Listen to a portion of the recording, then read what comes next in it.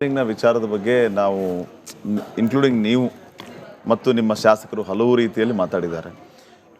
ಒಂದು ವಾದ ಏನು ಹೇಳುತ್ತೆ ಅಂತಂದರೆ, ಹೌದು ಪವರ್ ಶೇರಿಂಗ್ನ ವಿಚಾರಗಳು ಚರ್ಚೆ ಆಗಿದೆ, 50-50 ಅಂತಿದೆ, ಆ ಪ್ರಕಾರವಾಗಿ ಅಧಿಕಾರ ಬಿಟ್ಕೊಡ್ಬೇಕು ಅಂತ ಹೇಳಿ. ಇನ್ನೊಂದಿದೆ, ಆ ಥರದ ಮಾತುಕತೆನೇ ಆಗಿಲ್ಲ ಅಂತ ಹೇಳಿ. ಇದು ಎರಡರಲ್ಲಿ ಯಾವ ಸಾಧ್ಯತೆ ಹೆಚ್ಚಿದೆ ಅನ್ನೋ? ಈಗ ನೀವೇ ಹೇಳಿದ್ರಿ, ಈಗ ಕರೆಕ್ಟ್ ಒಳ್ಳೆ ಸಬ್ಜೆಕ್ಟಿಗೆ ಬಂದ್ರಿ. ಒಂದು ಟೀಮ್ ಹೇಳ್ತದೆ ಯಾವುದೂ ಚರ್ಚೆ ಆಗಿಲ್ಲ, ಇನ್ನೊಂದು ಟೀಮ್ ಹೇಳ್ತದೆ ಚರ್ಚೆ ಆಗಿದೆ. ಇದರ ಅರ್ಥ ಏನು? ಯಾರಿಗೂ ಅದ್ರ ಮಾಹಿತಿ ಇಲ್ಲ. ನಿಜವಾಗ್ಲೂ ಹೇಳ್ಬೇಕು ಅಂದರೆ ಮಾಹಿತಿ ಇರೋದು ಹೈಕಮಾಂಡ್, ಸಿದ್ದರಾಮಯ್ಯ ಸಾಹೇಬರು, DK ಶಿವಕುಮಾರ್ ಸಾಹೇಬರು. ಆ ಮೂರು ಜನಗಳ ಮಧ್ಯೆ ಇರೋದ್ರಿಂದ ನಾನು ಆಗುತ್ತೆ ಅನ್ಬೋದು, ನೀವು ಆಗಲ್ಲ ಅನ್ಬೋದು.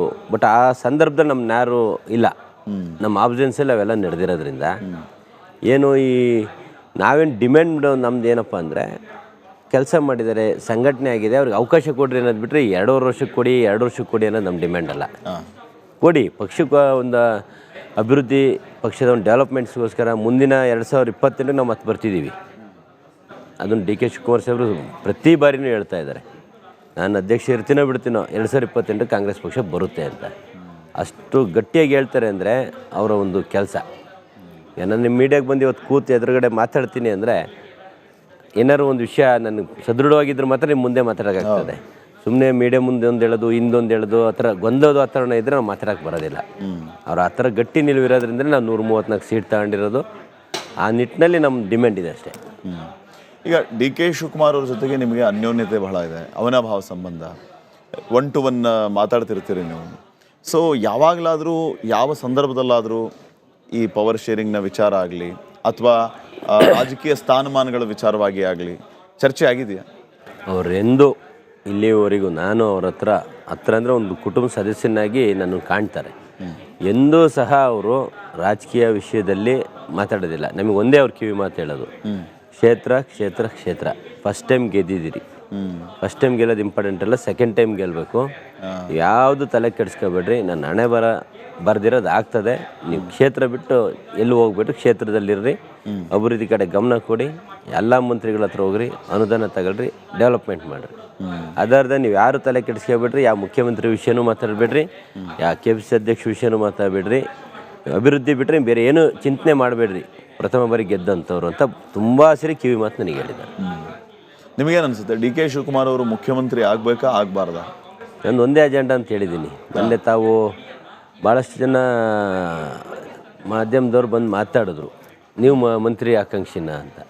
ನಾನು ಹೇಳಿದೆ, ನನಗೆ ಮಂತ್ರಿ ಬೇಡಪ್ಪ, ನನ್ನದೊಂದು ಅಜೆಂಡಾ ಇದೆ. ನಾನೀಗ ಮಾತಾಡೋ ಸಂದರ್ಭ ಅಲ್ಲ, ಜನವರಿ ಮಾತಾಡ್ತೀನಿ ಅಂತ ಏನು ಹೇಳ್ತಾ ಇದ್ದೀನಿ, ಅದು ಒಂದೇ ಅಜೆಂಡಾ. ಅದು ಬಿಟ್ಟರೆ ಅವ್ರು ಅಷ್ಟು ಆಗ್ಬಿಟ್ರೆ ನಂದೇನು ಬೇರೆ, ನನ್ನ ಮಂತ್ರಿನೂ ಬೇಡ, ಯಾವುದು ಬೇಡ ಅಂತಲೇ ಹೇಳಿ. DK ಶಿವಕುಮಾರ್ ಅವರು ಮುಖ್ಯಮಂತ್ರಿ ಆಗಬೇಕು, ಒಂದೇ ಅಜೆಂಡಾ ಅದು. ಯಾವ ಕಾರಣಕ್ಕೆ DK ಶಿವಕುಮಾರ್ ಅವರು ಮುಖ್ಯಮಂತ್ರಿ ಆಗಬೇಕು? ತಗೊಳ್ಳಿ, ಈಗ ಒಳ್ಳೆ ಪ್ರಶ್ನೆ ನಿಮ್ಮದು. ಈಗ ನಾನು ಒಬ್ಬ ಸಾಮಾನ್ಯ ಕಾರ್ಯಕರ್ತ ಇದ್ದೆ. ನನ್ನನ್ನು ಕಿಸಾನ್ ಕಾಂಗ್ರೆಸ್ನಲ್ಲಿ ಜಿಲ್ಲಾ ಅಧ್ಯಕ್ಷ ಕೆಲಸ ಮಾಡ್ತಾಯಿದ್ದೆ. ಸುಮಾರು ಚಳುವಳಿಗಳಿಗೆ, ಭಾರತ್ ಬಚಾವೋ ರ್ಯಾಲಿ ಡೆಲ್ಲಿ ಇರ್ಬೋದು, ಮೇಕೆದಾಟು, ಆಮೇಲೆ ಸುಮಾರು ಚಳುವಳಿಗಳಿಗೆ ನನ್ನನ್ನು ಉತ್ತೇಜಿಸಿ, ಕೆಲಸ ಮಾಡಿಸಿ, ಕೆಲಸ ತಗೊಂಡು ಗುರುತಿಸಿ, ಇವಾಗ ಸಾಮಾನ್ಯ ಕುಟುಂಬದಿಂದ ಬಂದಂಥ ಒಬ್ಬ ವ್ಯಕ್ತಿಗೆ ಟಿಕೆಟ್ ಕೊಟ್ಟು ಇವ್ನು ಗೆಲ್ತಾನೆ ಕೊಟ್ಟರೆ ಅನ್ನೋದನ್ನು ಆ ಒಂದು ಪ್ರಬುದ್ಧತೆ, ಆ ಶಕ್ತಿ ಯಾರಿಗಾರಿದೆ ಅಂದರೆ ಅದು DK ಶಿವಕುಮಾರ್ ಸಾಹೇಬ್. ಯಾಕೆ ನಾನು ಅವ್ರನ್ನ ಅಷ್ಟು ಫಾಲೋ ಮಾಡ್ತೀನಿ ಅಂದರೆ, ಆ ಒಂದು ಅವರ ಚಾಕಚಕ್ಯತೆ ಅಂತೀವಿ, ಒಂಥರ ಚಾಣಕ್ಯ ಅಂತಾರಲ್ಲ, ಆ ರೀತಿಲಿ ಸಾಮಾನ್ಯ ಕುಟುಂಬದ. ಯಾಕೆಂದರೆ ರಾಜಕೀಯ ಹಿನ್ನೆಲೆ ಇಲ್ಲ ನಮ್ಮದು. ನಾನು ಕಾರ್ಪೊರೇಟರ್ ಇದ್ದೆ, ಹಿಂದೆ ದಾವಣಗೆರೆಯಲ್ಲಿದ್ದೆ. ಚೆನ್ನಗಿರಿ ನನ್ನ ನೇಟಿಗೆ ಹೋಗಿ ಸಂಘಟನೆ ಮಾಡಿದೆ. ಆ ಸಂಘಟನೆನ ಗುರುತಿಸಿ ಅವ್ರು ಟಿಕೆಟ್ ತಂದು MLA ಮಾಡಿ ನಿಮ್ಮ ಸ್ಟುಡಿಯೋಗೆ ಕಳಿಸಿದ್ದಾರೆ ಅಂದರೆ ಅವನ ಶಕ್ತಿ ಅವರಲ್ಲಿದೆ. ಅದಕ್ಕೋಸ್ಕರ ಅಂಥ ಲೀಡ್ರನ್ನ ನಾವು ಬೆಂಬಲವಾಗಿ ನಿಂತ್ಕೊಂಡ್ವಿ ಅಂದರೆ ಜನನೂ ಒಪ್ತಾರೆ, ಪಕ್ಷನೂ ಒಪ್ಪುತ್ತೆ, ನನ್ನ ಮನಸ್ಸು ಒಪ್ಪುತ್ತೆ, ಪಕ್ಷಕ್ಕೂ ಅನುಕೂಲ ಆಗುತ್ತೆ ಅನ್ನೋ ಒಂದು ನಿಟ್ಟಿನಲ್ಲಿ ನಾನು ಇಷ್ಟು ಸ್ಟ್ರಾಂಗಾಗಿ ನಿಂತಿದ್ದೀನಿ ಅಷ್ಟೇ. ಎಸ್, DK ಶಿವಕುಮಾರ್ ಅವರು ಇಂಥ ಕಾರಣಗಳಿಗೆ ಮುಖ್ಯಮಂತ್ರಿ ಆಗಬೇಕು ಅನ್ನುವಂಥ ವಿಚಾರವನ್ನು ನೀವು ಹೇಳ್ತಾ ಇದ್ರಿ. ಹಲವರಲ್ಲಿ ನಾಯಕ ಗುಣವನ್ನು ಗುರುತಿಸುವಂತಹ ಶಕ್ತಿ DK ಶಿವಕುಮಾರ್ ಅವ್ರಿಗೆ ಇದೆ ಅನ್ನುವಂಥ, ಇಂಥವ್ರನ್ನ ಹಲವರನ್ನ ಗುರುತಿಸಿ ಅವರು ಶಾಸಕರನ್ನಾಗಿ ಮಾಡಿದ್ದಾರೆ. ಎಲ್ಲೋ ಒಂದು ಕಡೆ ಈ ರೀತಿ ಪಕ್ಷಕ್ಕಾಗಿ ದುಡಿದಂತಹ ವ್ಯಕ್ತಿಗೆ ಯೋಗ್ಯವಾದಂತಹ ಫಲ ಸಿಗ್ತಾ ಇದೆಯಾ ಅನ್ನೋಂಥ ಪ್ರಶ್ನೆ ಬಂದಾಗ ನಿಮ್ಮ ಉತ್ತರ ಏನಾಗಿರುತ್ತೆ? ಇಂಥ ಒಂದು ವ್ಯಕ್ತಿಗೆ ಯೋಗ್ಯವಾದ ಜಾಗ ಸಿಗ್ತಾ ಇಲ್ಲ ಅನ್ನೋದಕ್ಕಿಂತ ಹೆಚ್ಚಿನದಾಗಿ ಕೊಟ್ಟಿದ್ದಾರೆ, ಪಕ್ಷನೂ ಕೊಟ್ಟಿದೆ. ಒಂದು ಕಡೆ KPCC ಅಧ್ಯಕ್ಷರು ಕೊಟ್ಟರು, ಒಂದು ಕಡೆ ಉಪಮುಖ್ಯಮಂತ್ರಿ ಕೊಟ್ಟರು, ಸ್ಟೆಪ್ ಬೈ ಸ್ಟೆಪ್ ಕೊಡ್ತಾ ಇದ್ದಾರೆ.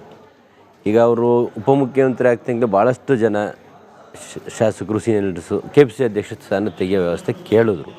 ನಾವು ಆಗ್ತೀವಿ ನಮಗೆ ಅವಕಾಶ. ಎಲ್ಲೂ ಸಹ ಹೈಕಮಾಂಡ್ ಅದಕ್ಕೆ ಮಣೆ ಹಾಕಲಿಲ್ಲ. ಇವರ ಒಂದು ಸಂಘಟನೆ ನಮಗೆ ಲೋಕಸಭಾ ಚುನಾವಣೆಗೆ ಅನಿವಾರ್ಯತೆ ಇದೆ, ಪಕ್ಷಕ್ಕೆ ಅನಿವಾರ್ಯತೆ ಇದೆ ಅಂತೇಳಿ ಇವ್ರು ಗೌರವ ಕೊಟ್ಟಿದ್ದಾರೆ. ಆದರೆಲ್ಲ ಒಂದು ಕಡೆ ಇವರು ಮುಖ್ಯಮಂತ್ರಿ ಸ್ಥಾನ ಏನೀಗ ಗೊಂದಲ ಕ್ರಿಯೇಟ್ ಮಾಡ್ತಿರಲ್ಲ, ಅದು ಒಂದು ಬೇಸರ ಇದೆ. ಯಾಕೆಂದರೆ ಅವರೇನು ಸೀಮಿತ ಶಾಸಕರು ಗೆಲ್ಸ್ಕೊಳ್ಳೋಕೆ ಅವ್ರು ಹೋರಾಟ ಮಾಡಿಲ್ಲ, ಇನ್ಕ್ಲೂಡ್ ಆಲ್. ಏನಿವತ್ತು 134 ಜನ ಗೆದ್ದಿದ್ದಾರೆ ಅಂದರೆ ಅದರಲ್ಲಿ ಅವ್ರ ಫಲ ಇದೆ. ಏನು ಫಲ ತಾಂಡಿದ್ದಾರೆ, ಅದರಲ್ಲಿ ಇವ್ರ ಬೆವರಿದೆ. ನಾಟ್ ಓನ್ಲಿ ನಾನೊಬ್ಬನೇ ಅಲ್ಲ, ಟೋಟಲ್ 134 ಜನ ಶಾಸಕರು ಗೆಲ್ಲಬೇಕು ಅಂದರೆ ಅದರಲ್ಲಿ DK ಶಿವಕುಮಾರ್ ಅವರ ಬೆವರಿನ ಹನಿ ಇದೆ. ಆ ಒಂದು ಬೆವರಿನ ಹನಿಗೆ ಗೌರವ ಕೊಡಬೇಕು ಅನ್ನೋದು ನನ್ನ ವಾದ. ಇದಕ್ಕೆ ಯಾರು ವಿರೋಧ ಮಾಡ್ತಾರೆ ಅದು ಅಸಮಂಜಸ. ಯಾಕೆಂದರೆ ಹೈಕಮಾಂಡ್ ತೀರ್ಮಾನ ಅಂತಿಮ. ಈಗ ಏನೇ ನಾನು ಮುಖ್ಯಮಂತ್ರಿ ನಾಳೆನೇ ಮಾಡಿಬಿಡ್ರಿ ಅಥವಾ ಮುಖ್ಯಮಂತ್ರಿ ಮಾಡಿಬಿಡ್ರಿ ಅಂತ ಆಗೋದಿಲ್ಲ. ಏನು ನನ್ನ ಅಭಿಮಾನ, ಪ್ರೀತಿ, ಅವರ ಕಾರ್ಯಕ್ಷಮತೆ ಬಗ್ಗೆ ನಾನು ಕೊಟ್ಟಿರ್ಬೋದು ಬಿಟ್ಟರೆ ತೀರ್ಮಾನ ಎಲ್ಲ ಯಾರು ಮಾಡ್ತಾರೆ? ಹೈಕಮಾಂಡ್ ಮಾಡ್ತಾರೆ. ಆ ನಿಟ್ಟಿನಲ್ಲಿ ಯಾವುದೇ ಶಾಸಕರಿರಲಿ, ಯಾವುದೇ ಮುಖಂಡರಿರಲಿ, ಹೈಕಮಾಂಡ್ನ ಸ್ವಾಗತ ಮಾಡಬೇಕು, ಹೈಕಮಾಂಡ್ ಮೇಲೆ ಹೇಳ್ಬೇಕು ಬಿಟ್ಟರೆ ಸುಮ್ಮನೆ ನಮ್ಮ ಪಕ್ಷದಲ್ಲಿ ಗೊಂದಲ ಕ್ರಿಯೇಟ್ ಮಾಡೋದು, ಸುಮ್ಮನೆ ಅದಾಗಲ್ಲ ಇದಾಗ್ತದೆ, ಮುಖ್ಯಮಂತ್ರಿ ಇದ್ದಾರೆ 2028ಕ್ಕೆ ನೋಡೋಣ, 2028ಕ್ಕೆ ಆಗ್ತಾರೆ, ಇವೆಲ್ಲ ಗೊಂದಲ ಕ್ರಿಯೇಟ್ ಆಗಬಾರ್ದು. ಈ ಗೊಂದಲ ಯಾರಿಂದ ಕ್ರಿಯೇಟ್ ಆಗ್ತಾ ಇದೆ? ತಾವು ನೋಡಿದ್ದೀರಿ ಮಾಧ್ಯಮದಲ್ಲಿ 3-4 ಜನ ಲೀಡ್ರಿಂದ ಆಗ್ತಾ ಇದೆ. ಎಲ್ಲೂ ಸಹ ಸಿದ್ದರಾಮಯ್ಯ ಸಾಹೇಬರು ಸಂದರ್ಭ ಒಂದೊಂದು ವೇದಿಕೆಯಲ್ಲಿ ಮಾತಾಡಿರ್ಬೋದು ನಾನೇ ಮುಖ್ಯಮಂತ್ರಿ ಅಂತ. ಎಲ್ಲೂ ಸಹ ಅವರು ಕಂಡೀಷನಾಗಿ ಮಾತಾಡಿಲ್ಲ, ನಾನು ಇಳ್ಸೋಕ್ಕಾಗಲ್ಲ ಅಂತೇಳಿ. ಅವ್ರಿಗೂ ಗೊತ್ತಿದೆ ಅವರ ಒಂದು ಶ್ರಮ ಎಷ್ಟಿದೆ.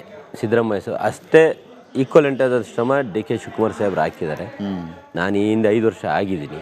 ಮತ್ತೆ ಪಕ್ಷ ನನ್ನನ್ನೇ ಅವಕಾಶಕ್ಕೆ ಕೊಟ್ಟಿದೆ. ಮುಂದೆ ಪಕ್ಷಕ್ಕೆ ಅನುಕೂಲ ಆಗಬೇಕು. ಮುಂದಿನ ಚುನಾವಣೆ 2028ಕ್ಕೆ ಮತ್ತೆ ಅಧಿಕಾರಕ್ಕೆ ಬರಬೇಕು. ನಾನು ಪಕ್ಷ ಸಂಘಟನೆ ಮಾಡೋಣ, ಅವ್ರಿಗೊಂದು ಅವಕಾಶ ಕೊಡೋಣ ಅನ್ನೋದು ಅವ್ರ ಮನಸ್ಥಿತಿಲಿ ಇದೆ. ಯಾರೋ 4-5 ಜನ ಗೊಂದಲ ಕ್ರಿಯೇಟ್ ಮಾಡ್ತಾ ಇದ್ದಾರೆ, ಅದನ್ನೆಲ್ಲ ಹೈಕಮಾಂಡ್ ನೋಡ್ತದೆ. ಯಾವುದೇ ರೀತಿಯ ಗೊಂದಲಗಳು ಆಗಬಾರ್ದು ಅನ್ನೋದು ನನ್ನೊಂದು ಮನವಿ. ಆ 4-5 ಜನರ ಉದ್ದೇಶ ಏನಾಗಿರ್ಬೋದು? ಏನೂ ಇಲ್ಲ, ಇವರು ಸ್ವಲ್ಪ ನಮ್ಮ DK ಶಿವಕುಮಾರ್ ಸಾಹೇಬರು ಒಂದು ಸ್ಟ್ರಾಂಗ್ ಅಭಿವೃದ್ಧಿ ವಿಷಯದಲ್ಲಿ ಯಾರ ಹತ್ರನೂ ರಾಜಿ ಆಗಲ್ಲ. ಒಂದನೇದು. ಎರಡನೇದು, ಒಬ್ರೊಬ್ರದ್ದು ಒಂದು ಅಭಿಪ್ರಾಯ ಇರ್ತದೆ, ಅಭಿಮಾನ, ಅಭಿಪ್ರಾಯ, ಪ್ರೀತಿ. ಅವ್ರಿಗೇನೋ 4-5 ಜನಕ್ಕೆ ಅವ್ರ ಮೇಲೆ ಅಭಿಪ್ರಾಯ, ಪ್ರೀತಿ ಇರ್ಬೋದು, ತಪ್ಪೇನಲ್ಲ. ನಾನು ಇವ್ರ ಪರವಾಗಿ ಮಾತಾಡ್ತೀನಿ. ಆದರೆ ಪಕ್ಷಕ್ಕೆಲ್ಲೂ ಡ್ಯಾಮೇಜ್ ಆಗದೆ ರೀತಿ ನಾವು ಮಾತಾಡ್ಬೇಕು. ಆ ಒಂದು ನಿಟ್ಟಿನಲ್ಲಿ ನಾನು ಹೇಳೋದಿಷ್ಟೇ, DK ಶಿವಕುಮಾರ್ ಸಾಹೇಬ್ರಂಥ ವ್ಯಕ್ತಿನ ನಾವು ಕಳ್ಕೊಂಡು ಪಾರ್ಟಿ ಅಂದರೆ ಪಕ್ಷಕ್ಕೆ ತೊಂದರೆ ಬಿಟ್ಟರೆ ಇನ್ಯಾರಿಗೂ ತೊಂದರೆ ಆಗಲ್ಲ. ಅವ್ರಿಗೇನು ವೈಯಕ್ತಿಕವಾಗಿ ತೊಂದರೆ ಆಗಲ್ಲ. ಯಾಕೆಂದರೆ ಶಕ್ತಿ ಅವರು ಅಂಥ ಶಕ್ತಿ ನಮಗೆ ಸಿಕ್ಕಿರೋದು ಭಾಳಷ್ಟು ಒಂದು ಯಾವುದೋ ಒಂದು ಅದೃಷ್ಟ ಅಂದರೂ ತಪ್ಪಾಗಲಾರ್ದು. ಅವ್ರನ್ನ ಕಳ್ಕೊಳ್ಳುವಂಥ ಪರಿಸ್ಥಿತಿ ಬರುವ ಸಾಧ್ಯತೆ ಇದೆಯಾ? ಕಳ್ಕೊಳ್ಳೋವಂಥ ಪರಿಸ್ಥಿತಿ ಅಂದರೆ ಅವ್ರು ಯಾವುದೇ ರೀತಿಯೂ ಕಾಂಗ್ರೆಸ್ ಮ್ಯಾನ್ ಅಂತ ಸುಮಾರು ಸರಿ ಹೇಳಿದ್ದಾರೆ. ಇತ್ತೀಚಿನ ಒಂದು ಪುಸ್ತಕ ಬಿಡುಗಡೆ ಸಮಾರಂಭದಲ್ಲಿ ಎಲ್ಲ ಮಾತಾಡಿದ್ರು. ಹೌದು, ನನಗೆ